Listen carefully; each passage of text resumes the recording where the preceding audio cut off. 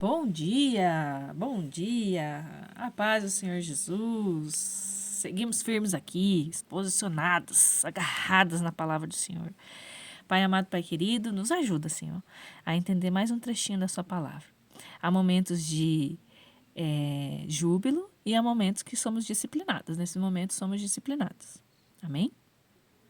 Fica conosco. 2 Crônicas 16 ao 18. Logo depois, o vidente Anani apresentou-se ao rei Asa de Judá e disse: Já que você foi procurar a ajuda do rei da Síria e não confiou no Senhor, o exército do rei da Síria conseguiu fugir. Os etíopes e os líbios não eram muito mais numerosos e mais fortes, com seus carros de cavaleiros? Mas, naquela ocasião, você buscou a ajuda do Senhor e ele deu vitória a você. O Senhor está sempre atento, buscando pessoas inteiramente comprometidas com Ele. Você errou procurando ajuda humana, quando podia contar com Deus. Agora terá de enfrentar uma guerra atrás da outra. Com isso, Asa perdeu a cabeça. Furioso, mandou prender o vidente Anani. Também começou a oprimir parte do povo. O restante dos acontecimentos da vida de Asa está registrado nas crônicas dos reis de Judá, e no 39º ano do seu reinado, Asa teve uma grande enfermidade no pé. Mesmo assim, não buscou o Senhor. Antes, recorreu aos médicos, e Asa morreu no 41º ano do seu reinado. Ele foi sepultado no túmulo que mandou construir na cidade de Davi. Puseram num leito coberto com perfumes e especiarias e fizeram uma enorme fogueira em sua homenagem. Josafá de Judá. Josafá, filho de Asa, foi seu sucessor. Ele fortaleceu o sistema de defesa contra Israel, designou tropas por todas as cidades fortificadas de Judá e posicionou forças de combate em todo o território de Judá e nas cidades de Efraim que seu pai Asa havia conquistado. Deus estava com Josafá porque ele foi como seu pai no início do seu reinado. Não se envolveu com a religião popular de Baal, mas buscava e seguia o Deus de seu pai, e era obediente a ele. Não imitou as práticas de Israel e por isso Deus confirmou seu governo. Todos em Jerusalém tinham admiração por ele. Por isso ele recebeu muitos presentes. Conquistou riqueza, respeito e seguia o Senhor com ousada determinação, eliminando todos os altares ligados às orgias religiosas. No 3º ano de seu reinado, enviou seus melhores oficiais, Beni-Rail, Obadias, Zacarias, Natanael e Micaías, numa missão de instrução a todas as cidades de Judá. Eles foram acompanhados pelos levitas, Semaías, Netaías, Zebadias, Azael, Semiramote, Jonatas, Adonias, Tobias e Tobi-Adonias. Os sacerdotes Elisama e Jeorão também foram. Percorreram a cidade de Judá, ensinando o povo a utilizar o livro da redenção do Senhor. Houve um forte sentimento de temor do Senhor entre os reis próximos de Judá. Por isso, nenhum deles teve coragem de enfrentar Josafá. Alguns filisteus até trouxeram presentes e uma grande quantidade de prata para ele. Os beduínos do deserto trouxeram 7.700 carneiros e 7.700 bodes dos seus rebanhos.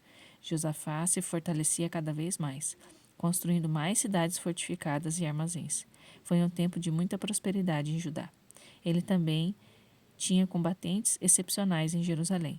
Os capitães das unidades militares de Judá foram organizados de acordo com suas famílias.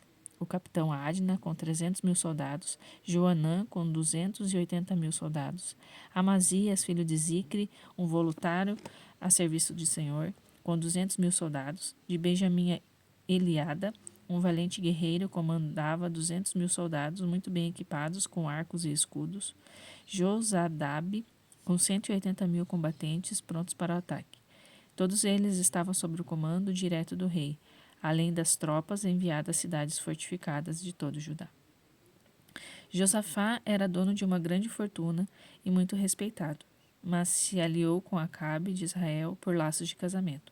Certo dia ele foi visitar Acabe em Samaria e Acabe recebeu com uma grande festa.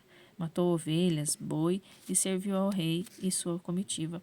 Comeram à vontade. Mas Acabe tinha um plano. Queria que Josafá o apoiasse no ataque de Ramote-Gileade. Portanto, foi direto ao assunto. Você irá me acompanhar na luta para recapturar Ramote-Gileade? Gileade?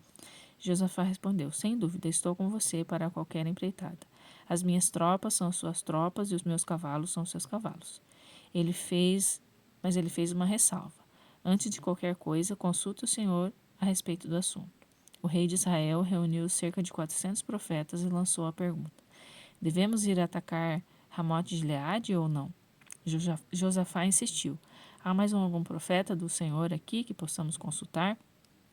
O rei de Israel disse a Josafá: Na verdade, há mais um, mas eu não gosto dele. Ele nunca diz nada de bom a meu respeito, só prevê destruição e calamidade. É Micaías, filho de Ilá. Josafá disse: O rei não deve falar assim de um profeta. Então o rei de Israel ordenou a um dos seus oficiais: Vá buscar Micaías, filho de Ilá. Enquanto aguardava, o rei de Israel e Josafá estavam sentados no trono, vestidos com trajes reais, diante dos portões da cidade de Samaria. Todos os profetas profetizavam diante deles. Zedequias, filho de Quenaá, havia feito um par de chifres de ferro e anunciava: Assim diz o Senhor: Com esses chifres você ferirá os arameus até não sobrar nada. Todos os profetas clamavam: Amém, ataque Ramote-Gileade. A vitória é certa. O Senhor entregará nas suas mãos. O mensageiro que foi chamar Micaías disse ao profeta: Todos os profetas estão apontando o rei, e é bom que você também diga assim a ele. Mas Micaías disse: Assim como vive o Senhor, direi o que o Senhor disser.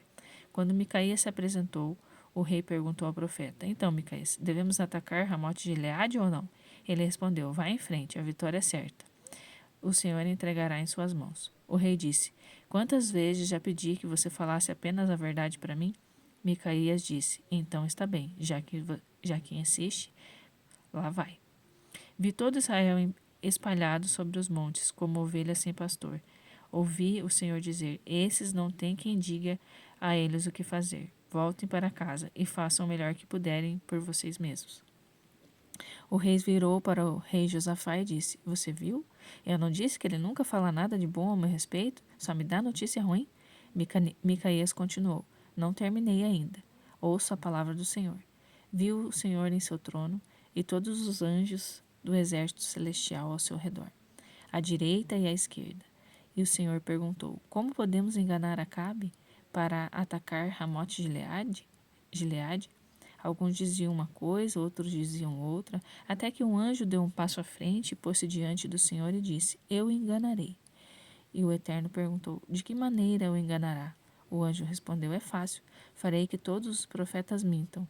E o Eterno disse: Se você acha que consegue enganá-los, vá em frente e seduza-os. E foi o que aconteceu. O Senhor pôs um espírito mentiroso na boca de todos esses profetas, mas foi o Senhor que decretou esta calamidade.